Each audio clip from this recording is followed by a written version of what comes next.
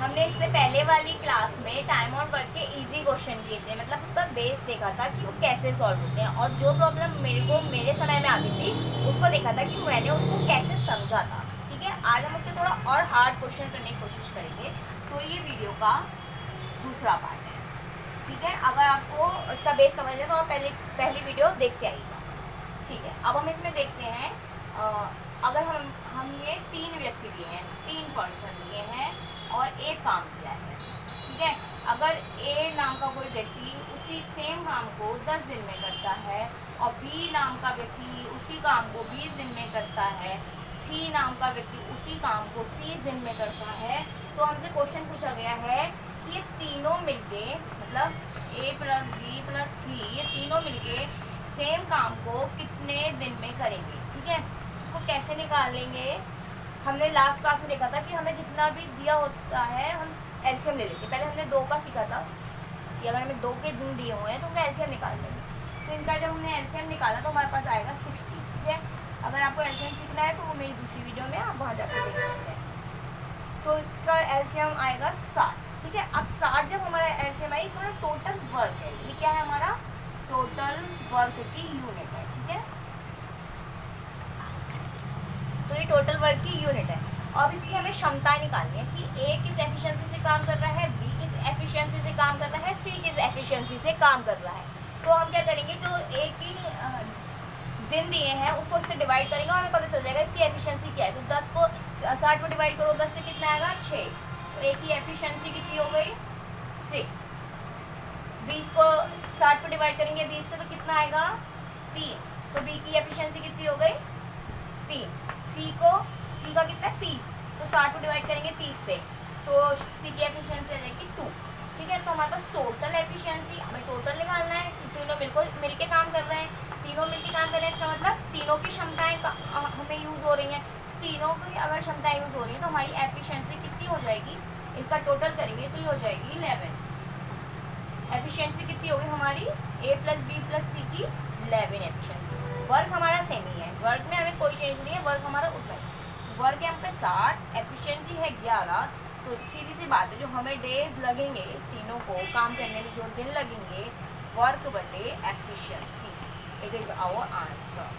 Okay, got it. ठीक है, अब एक और क्वेश्चन देख लेते हैं। इससे थोड़ा इस टाइप के आपको और क्वेश्चन, इसके आपको और क्वेश्चंस प्रैक्टिस करने हो तो आप कोई बुक परचेज कर सकते हैं, उससे आप और ज़्यादा प्रैक्टिस करेंगे उतना फ़ायदा है। नेक्स्ट क्वेश्चन हम देखेंगे।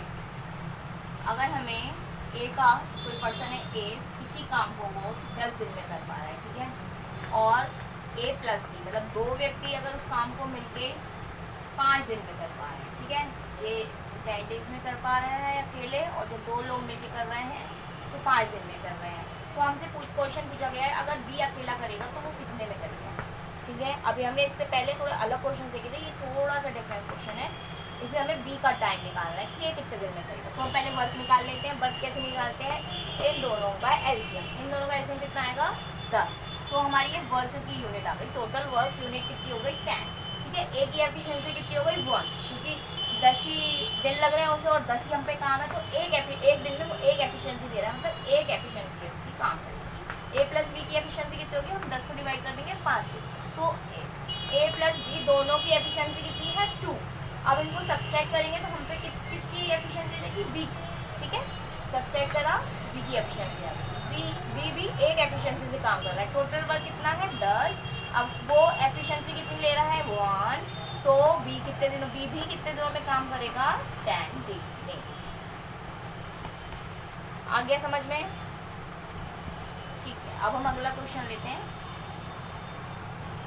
जब हमें ये कह देते हैं कि एक उसी काम को कर रहा है लेकिन वो पूरा काम नहीं कर रहा है, वो उसका थोड़ा सा भाग कर रहा है, मतलब 20 दिन में वो किसी काम का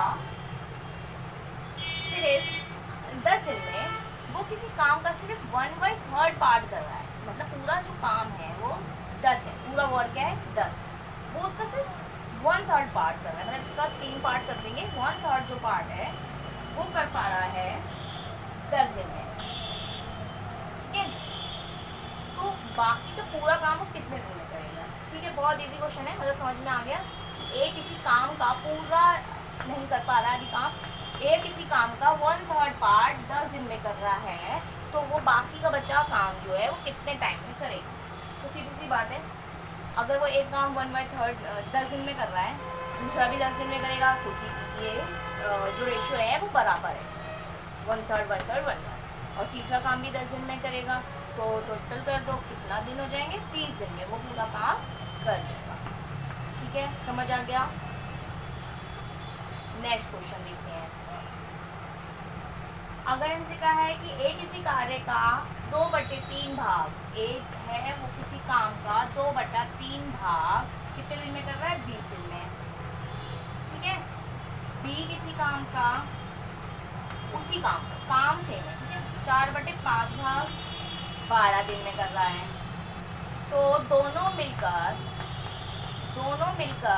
सेम काम को कितना, पूरा होल लेना है यहाँ पे, ठीक है, पूरा वर्क कितने दिन में करेंगे। ठीक है, तो देखते हैं कैसे निकालेंगे इसको। ए की एफिशिएंसी 20 गुणा 3/2, 30 दिन में, मतलब ये पूरा काम कितने दिन में कर लेगा, 30 में। अभी हमें सिर्फ 2/3 पार्ट का दिया था 20 दिन, हमने पूरे होल पार्ट का निकाल लिया 30 दिन।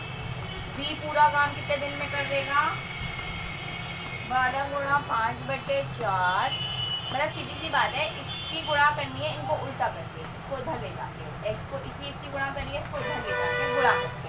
ठीक है, कितना आ जाएगा, 15 दिन में।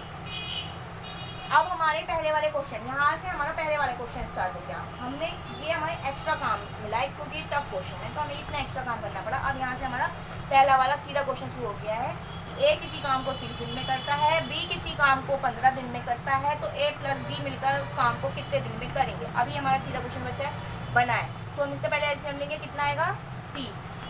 ठीक है, 30 काम है, और बी की एफिशिएंसी कितनी आ जाएगी, 2, ए की एफिशिएंसी कितनी आ जाएगी, 1।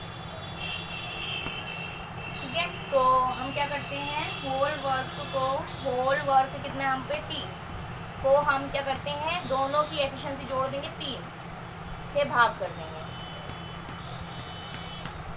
तो 10 डेज। ए और बी मिलके सेम काम को 10 दिन में पूरा कर लेंगे। ठीक है, चलिए टाइम और वर्क के मोस्टली क्वेश्चन हो चुके हैं, कुछ और क्वेश्चन होंगे तो मैं उसके अगली क्लास में बताऊंगी। तब तक के बाय बाय।